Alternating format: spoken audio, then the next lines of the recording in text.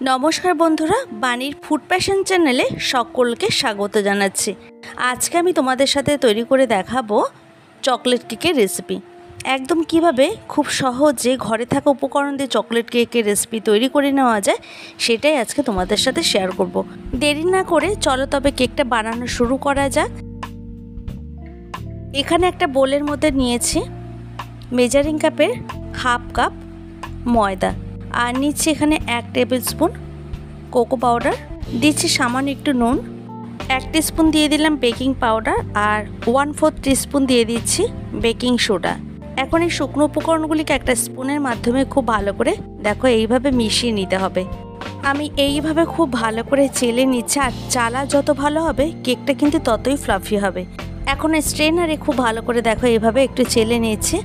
এখানে আমি 2 থেকে 3 বার খুব ভালো করে চেলে নেব। তো আমার এখানে দেখো চালা কমপ্লিট হয়ে গেছে। এখন শুকনো উপকরণটাকে এক সাইডে সরিয়ে রাখবো। এরপর অন্য একটা পাত্রে একটা ডিম ফাটিয়ে নিচ্ছি। তোমরা চাইলে এখানে ডিমটাকে স্কিপও করতে পারো। এরপরে দেখতেই পাচ্ছ আমি একটা হ্যান্ড হুইস্কের মাধ্যমে খুব ভালো করে ডিমটাকে ফাটিয়ে নেব। প্রায় 7 থেকে 8 মিনিটের মতো হাতে সময় নিয়ে ডিমটাকে ফাটিয়ে নেওয়ার পর এর মধ্যে দিয়ে দিচ্ছি চিনির গুঁড়ো। চিনিটাকে আগে মিক্সিং জারে খুব ভালো করে মিহি করে গুঁড়ো করে নিয়েছি। আমি এখানে চিনির গুঁড়োটাকে একবারে না ঢেলে 2 বারে ঢেলে অল্প অল্প করে খুব ভালো করে মিশ্রণটিকে তৈরি করে নিচ্ছি। আর এখানে দেখতেই পাচ্ছ খুব ভালো করে মেশানো হয়ে যাওয়ার পর এর মধ্যে দিয়ে দিচ্ছি একটু এসেন্স। তোমরা চাইলে যে কোনো এসেন্স ব্যবহার করতে পারো, আমি এখানে ভ্যানিলা এসেন্স ব্যবহার করলাম। এখন এর মধ্যে 3 টেবিল চামচ সাদা তেল ব্যবহার করছি।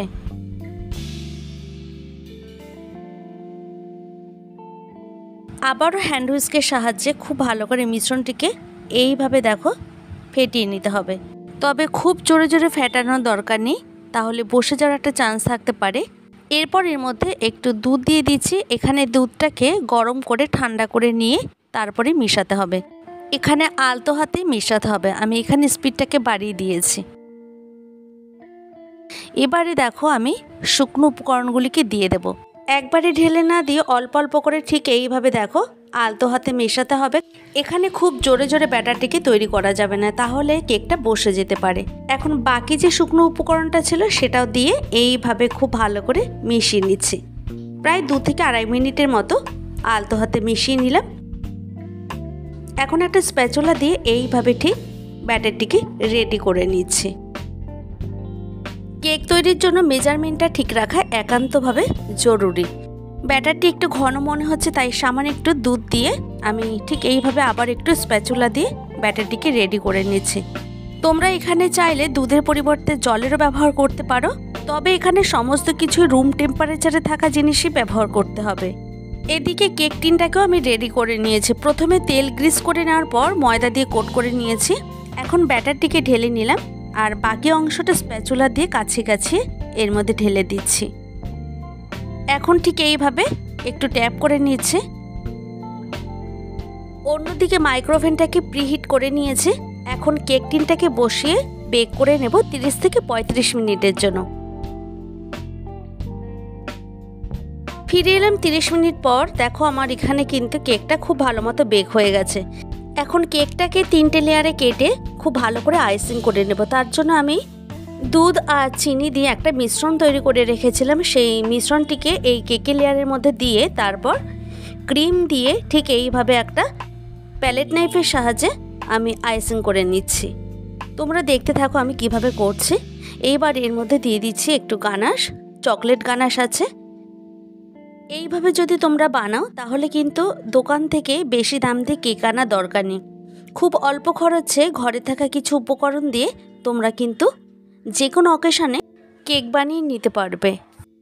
যদি তোমাদের এই ধরনের ভিডিও দেখে কোনো হেল্প হয়ে থাকে তাহলে অবশ্যই লাইক, কমেন্ট, শেয়ার করার অনুরোধ রইল। আর তোমরা দেখতে থাকো আমি ঠিক এইভাবে দেখো আইসিং করে নিচ্ছি। এখানে ক্রিমের পরিমাণটা তোমরা অল্প রেখেও কেকটাকে কিন্তু ডেকোরেশন করে নিতে পারো। অনেকেই আছে দেখবে ক্রিম খেতে পছন্দ করে না, সেক্ষেত্রে এখানে চকলেটের পরিমাণটা বেশি দিয়েও একটা সুন্দর ধরনের কেক তোমরা উপহার দিতে পারো। তো আমি এখানে দেখো প্রত্যেকটা লেয়ারে গানাশ ভালো করে দিয়ে দিয়েছি, তারপর আইসিং করে নিচ্ছি। তো আমার এখানে আইসিং হয়ে গেছে। এবার কেক বোর্ডের ওপর কেকটাকে ঠিক এইভাবে রেখে আমি ফ্রিজে আধ ঘন্টার জন্য সেট হতে দেব। আধ ঘন্টা পর ফিরে এসে আমি ঠিক এইভাবে দেখো কেকটাকে ডেকোরেশন করে নিচ্ছি।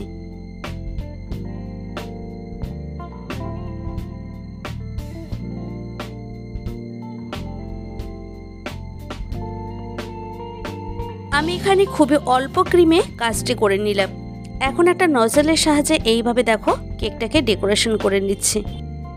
যদি আমার চ্যানেলে এই ধরনের আরও নিত্য নতুন ভিডিও পেতে চাও তাহলে অবশ্যই লাইক কমেন্ট শেয়ার করার অনুরোধ রইল। তোমাদের লাইক আর ভালো ভালো কমেন্ট আমাকে আরও নতুন ভিডিও তৈরি করার উৎসাহ জাগিয়ে তোলে। দেখা হবে নেক্সট কোনো ভিডিওতে। ভালো থাকবে প্রত্যেকেই, আর তোমরাও কিন্তু সবাইকে ভালো রেখো। আমার সঙ্গে এতক্ষণ থাকার জন্য তোমাদেরকে অসংখ্য ধন্যবাদ।